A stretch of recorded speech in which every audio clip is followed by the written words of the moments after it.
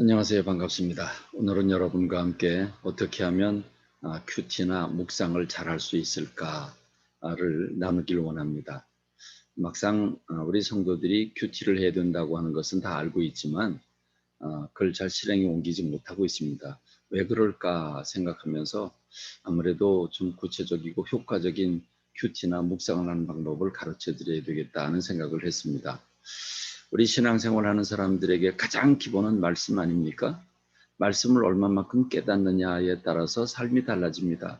삶의 질이 결정이 되지요. 그런 점에서 행복으로 안내하는 하나님의 말씀을 깊이 감동 있게 깨닫고 그걸 실천에 움직이기까지 하려면 묵상이나 큐티가 반드시 필요합니다. 그런데 해야지 하면서 못하거나 안 하거나 합니다. 그래서 오늘 여러분과 함께 제가 준비한 자료들과 더불어 같이 나누려고 하니까 여러분들이 이 말씀을 같이 묵상하고 난 다음에 꼭 실천에 옮기는 그래서 묵상하고 큐티를 함으로써 여러분의 삶의 질이 부유하게 되는 그런 은혜가 되길 간절히 소망합니다. 제가 자료를 같이 좀 나누면서 하도록 하겠습니다.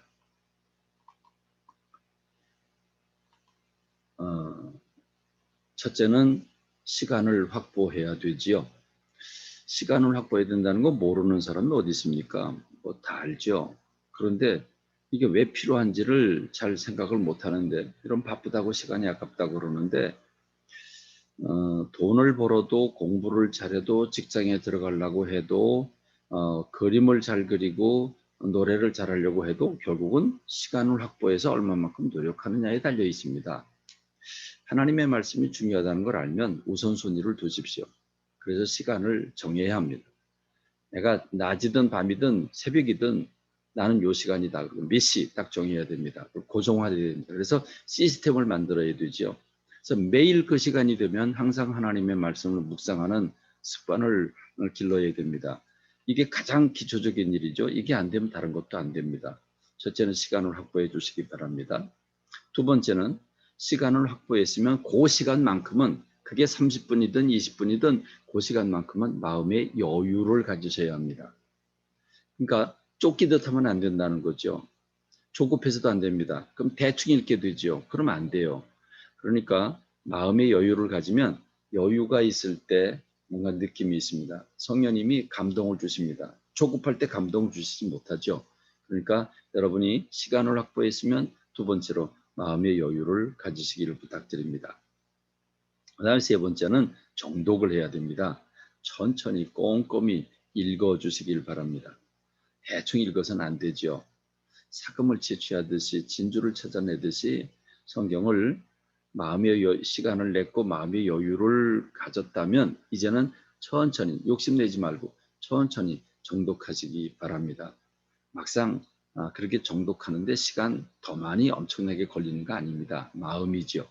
정독을 해주시고 그 다음에 한 번만 읽는 게 아니라 두 번, 세 번 반복해서 여러분 마음에 닿을 때까지 읽으시기 바랍니다. 아유, 욕심도 크지 뭘 두 번, 세 번 읽으라 그러나 네가 세상에 나가 돈 좀 벌어봐라 그런 소리 하겠나. 뭐 그럴 수도 있겠습니다만은 그럼 돈 왜 벌어요? 우리가 왜 건강해야 돼요? 하나님의 영광 위해서잖아요. 그러기 위해서는 말씀이 내 속에 들어가야 건강도 돈도 다 유효하게 됩니다. 그렇지 못하면 세상적인 가치관을 가지게 되니까 안 되거든요. 그래서 두 번, 세 번 반복해서, 네 번도 괜찮아요. 반복해서 읽을 때 감동이 더 커집니다. 그 다음에 다섯 번째는 마음에 와 닿는 것을 기록해야 합니다. 기록이 중요합니다. 써야 됩니다. 성경을 읽다가 두 번, 세 번 이렇게 읽다가 마음에 와닿는 단어가 그날따라 그 단어가 집히는 단어가 있습니다. 그걸 쓰십시오. 옆에 보면 깨닫는 것을 기록하는 란이 있잖아요. 거기다가 쓰세요. 그래서 단어를 쓰거나 어떤 한 문장을 쓰거나 또는 이거 왜 이렇지? 하고 이렇게 의문이 생깁니다. 의문이 생기는 건 그 질문을 거기다 써놓으세요. 그리고 이건 무슨 뜻인지 이해가 안 된다. 도대체 이게 무슨 뜻이지? 이해가 안 가는 것. 그것도 써놓으세요. 그리고 감동이 되는 것. 이런 걸 써놓으시기 바랍니다. 쓰는 게 중요합니다. 기록을 하면 잊지 않아요. 여러분이 시간을 내고 그래 마음의 여유를 갖고 그리고 집중해서 정독을 하면서 두 번, 세 번 읽으면서 그 와닿는 것들을 기록을 하는데 그렇게 기록을 해 놓은 것을 여섯 번째로 묵상해야 됩니다. 곱씹기지요. 소가 되새김질하는 것처럼 그렇게 성경 말씀을 묵상하는 겁니다. 조금 전에 적어 놓은 그 단어 하나를 놓고 깊이 파들어가는 겁니다. 우리 한국 사람들은 감정 표현은 잘하는데 이 감정이 이끌려서 느낌에 따라 사는 건 잘하는데 생각하는 걸 잘 못합니다. 근데 묵상을 해야 합니다. 그래서 단어 하나를 적어 놓고 겸손이다. 그럼 겸손이라는 게 뭘까? 그럼 성경에서 겸손에 대해서 뭐라고 얘기할까? 이 사건은 이 겸손이 왜 중요할까? 그러면서 전후 좌우를 살펴보면서 깊이 새기고 전에 있는 말씀, 후에 있는 말씀, 다른 성경에 있는 말씀 이런 것들을 생각하면서 그 단어나 사건이나 또는 여러분이 감동되는 것들을 깊이 묵상할 때 씹을수록 맛이 나잖아요. 그렇게 말씀을 묵상해야 합니다. 이게 가장 중요한 부분이죠. 이 여섯째 부분이 가장 중요합니다. 이 부분을 조금 더 보완하기 위해서는 연구가 필요하죠. 조금 더 노력이 필요합니다. 지금 내가 읽은 사건과 동일한 사건이 다른 데는 소개되어 있지 않나? 특별히 마태복음, 마태마가, 누가, 요한복음, 사복음서에는 동일한 사건이 기록되어 있고 또 열왕기상하, 역대상하에는 열왕기상에 나온 게 역대상에 또 나오고 그런가 하면 그것이 또 선지서 이사야, 예레미야, 에스겔, 다니엘에 또 나올 수가 있습니다. 그럼 이 두세 사건을 같이 비교해 보는 거죠. 그러면 온전해질 수 있습니다. 예를 들면 이스라엘 백성들이 가나안 땅에 도착을 해서 정탐꾼을 보내는 사건에 대해서 민수기는 하나님이 정탐꾼을 보내라고 말씀하고 있는 반면에 신명기에서는 모세가 자 올라가서 취해라 그랬는데 이스라엘 백성들이 주저하면서 정탐꾼을 먼저 보내보자. 그래서 하나님이 허락하시는 걸로 나와 있습니다. 그러니까 이 두 개를 합해야 온전해지지 민수기만 읽고서 얘기하면 안 된다는 얘기죠. 그러니까 동일 사건을 비교하는 겁니다. 유사한 사건을 비교해 보는 것도 중요하죠. 그런가 하면 타성경이라고 하는 것은 내가 지금 마태복음 읽으면 마가복음, 누가복음, 요한복음 이런 다른 성경을 비교하거나 관주를 찾아보거나 또는 사본에 보면 이렇게 표기가 돼 있다 이렇게 말씀하고 있죠. 그런 부분들은 그걸 또 염두에 두는 겁니다. 특별히 타 번역 성경, 요즘에는 우리가 개역 개정 성경을 읽고 있는데 요즘에는 그 새번역 성경, 그 공동번역 성경 또는 우리말 성경을 비롯해서 한글 성경만 해도 여러 가지로 번역이 돼 있고 영어 성경이면 NIV나 또는 그 킹제임스 버전을 비롯해서 여러 성경이 많이 번역이 되어 있습니다. 그런 것들을 펼쳐놓고 하나하나 비교를 해보면 엄청난 도움을 받을 수 있죠.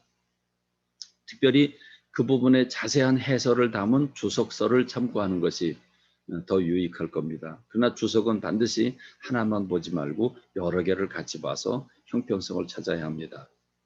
여러분들에게 도움이 될 만한 자료는 우리 교회 코이노니아 방에 가면 주석도 여러 질이 있고 또 타번역 성경도 여러 권이 구비되어 있으니까 그거 보시고 여러분들이 이 묵상을 좀 깊이 했으면 좋겠습니다. 이제 또 중요한 부분은 적용하는 거죠. 이 말씀이 내게 어떤 관계가 있지? 나는 무슨 문제가 있지? 나는 왜 이 말씀대로 안 되는 거지? 그럼 내가 어떻게 해야 되는 거지? 무엇을 해야 되는 거지? 이러면서 적용을 써가면서 내가 이걸 하겠다라고 결심하는 거죠. 이게 없으면 바리새인의 공부가 되고 맙니다. 적용이 반드시 있어야 합니다. 그 다음에 아홉 번째는 은혜 받은 규절. 오늘 읽은 성경 서너 장을 읽은 그 부분 가운데 가장 은혜가 되는 규절이 있으면 써보세요. 써보면 또 은혜가 다릅니다. 저는 쓰는 게 시간 낭비라고 생각을 했는데 안 그렇습니다. 쓰면 성령의 감동이 더 갑절로 역사합니다. 그렇습니다. 꼭 쓰면 여러분이 읽을 때 느낀 감동이 쓰면서 고정화됩니다. 꼭 은혜 받은 한 규절을 쓰시기를 바라는데 온전히 썼으면 좋겠습니다. 그 다음에 열 번째로는 한 줄 감사를 적게 돼 있죠. 여러분, 우리 어렸을 때 일기 쓸 때 오늘은 말 갔다, 그럼 학교 갔다 왔다, 이러잖아요. 근데 그것 참 유치한 그런 일기 쓰듯이 그렇게 초등학생 일기 쓰듯이 감사를 하면 안 되겠죠.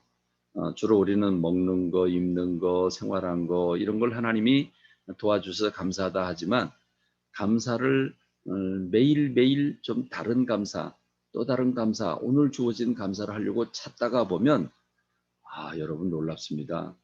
감사가요, 자꾸 늘어나요. 그리고 감사가 보여요. 여러분 불평하는 사람은요, 불평거리가 자꾸 보여요. 그 불평이 습관이 된 사람은요, 어디 가서 뭘 하든지 불평부터 나와요. 그런데 한 줄 감사를 하고 매일매일 감사를 여러분 감사거리를 찾다 보면요. 야, 이것도 감사하고 저도 감사하고 세세한 감사, 작은 것까지도 크게 감사가 느껴집니다. 그럼 여러분 그 마음이 감사로 가득 찬 사람이 행복한 사람입니까? 불평불만이 가득한 사람입니까? 보이잖아요. 그러니까 여러분 한 줄 감사 형식적으로 생각하지 말고 중요한 거니까 꼭 쓰시기 바랍니다. 그럼 여러분 행복할 겁니다. 그 다음에 한 줄 기도, 여러분 기도를 쓰는 거지요. 쓰는 기도도 중요합니다. 하나님이 읽으시기 때문이죠. 지워지지 않는 기록입니다. 여러분 한 줄로 여러분의 모든 생각과 간절한 바람을 한 줄로 압축해서 한 줄로 적어 보십시오. 그렇게 한 줄 기도를 드리면 하나님께서 꼭 들으시는 줄로 믿습니다. 그 마음 받으시는 줄로 믿습니다. 그 다음에 나눔이 중요합니다. 큐티를 혼자 하는 것도 혼자 이제 큐티를 할 때 혼자 하십시오. 각각 자기 방에서 혼자 하십시오. 근데 혼자 하는 걸로 끝내지 말고 가족이 함께 모이고 또는 팀이 함께 모이고 또는 직장 동료들이 함께 모이고 목장이 함께 모이고 그래서 거기서 나눠 보십시오. 나는 이 말씀이 은혜가 됐는데 내가 어린 시절에 이게 생각이 났고 그래서 내가 회개를 했다. 여러분 그러면요. 내가 깨닫지 못한 걸 다른 팀원들이 다른 가족들이 그걸 깨닫고 나눌 때 더 은혜가 갑절로 풍성해지는 겁니다. 두 갑절, 세 갑절 풍성해지지요. 그래서 큐티를 나누는 동안에 아주 이 감동이 점점 커지게 되고 풍성해지게 됩니다. 그런 가족들은 소통이 되고 대화가 되고 특별히 말씀 안에서 하나가 되기 때문에 고장날 일이 없습니다. 부부싸움을 하는 날도 꼭 해야 됩니다. 힘들지만 해야 됩니다. 그러면 금방 풀어집니다. 자녀와 부모지간에 담이 쌓일 수가 없습니다. 속 얘기가 다 나오면서 거기서 가정이 행복하고 팀이 행복하고 직장이 행복하고 목장이 행복하게 되는 겁니다. 그리고 내가 마음에 느낀 것을 입으로 쏟아낼 때 확정적으로 됩니다. 그리고 실천할 수밖에 없게 되게 돼 있습니다. 그러므로 여러분 나눔이 생명입니다. 저는 우리 교우들이 꼭 그렇게 해주시길 간절히 부탁을 드리겠습니다. 다시 한번 좀 더듬어 볼까요? 첫 번째 시간을 확보하시기 바랍니다. 첫 번째 시간을 확보하시고 두 번째 마음의 여유를 가지시고 천천히 하시고 세 번째는 정독을 하시고 네 번째는 두 번, 세 번 읽고 다섯 번째는 마음에 와 닿는 것을 기록하고 그리고 여섯 번째는 깊이 묵상을 하고 일곱 번째는 좀 더 찾아보고 연구를 하고 여덟 번째는 나에게 적용을 하고 아홉 번째는 은혜 받은 한 귀절을 적고 열 번째는 한 줄 감사를 적고 11번째는 한 줄 기도를 드리고 그리고 그것을 식구들과 주변 사람과 함께 나누고 이렇게 되면 여러분 행복하게 됩니다. 여러분 오늘 묵상에 관한 말씀을 여러분에게 나눴는데 저는 우리 교우들이 매일매일 묵상했으면 좋겠습니다. 특별히 성경을 하루 서너 장 읽는 부분 굉장히 중요하죠. 서너 장씩 읽으면 1년에 1독을 할 수 있죠. 근데 그냥 읽는 게 아니라 묵상을 하면서 읽으면 큐티까지 되는 거죠. 그리고 우리 교회는 주보를 주일날 설교를 월화 목금 네 번에 나누어서 큐티할 수 있도록 나눠드리잖아요. 그러니까 여러분 월요일날 앉아서 그 큐티를 해보십시오. 화요일, 목요일, 금요일 그리고 자녀들과 함께 나눠보십시오. 주일 설교가 한 주 내내 내 삶과 연결이 되는 겁니다. 그거 얼마나 중요합니까? 저는 여러분 가정마다 꼭 했으면 좋겠어요. 그럼 반드시 부유해지고요. 성령님의 인도를 더 쉽게 받을 수 있고요. 여러분의 마음이 풍요해집니다. 그게 가치관이 성경 말씀으로 가치관이 무장이 되잖아요. 여러분, 오늘 이 묵상에 관한 방법은 조금 길게 여러분에게 설명을 해드렸는데 이거를 생활 속에 실천에 옮기셔서 풍성한 삶을 사시기를 주님의 이름으로 축원합니다. 감사합니다. 오늘 묵상에 관한 말씀 이걸로 마치고 이 부분은 이 묵상 자료는 여러분이 가끔 좀 읽으셔서 잊을만 하면 읽으셔서 이게 풍성한 묵상을 했으면 좋겠습니다. 오늘 말씀 여기서 마치겠습니다. 감사합니다.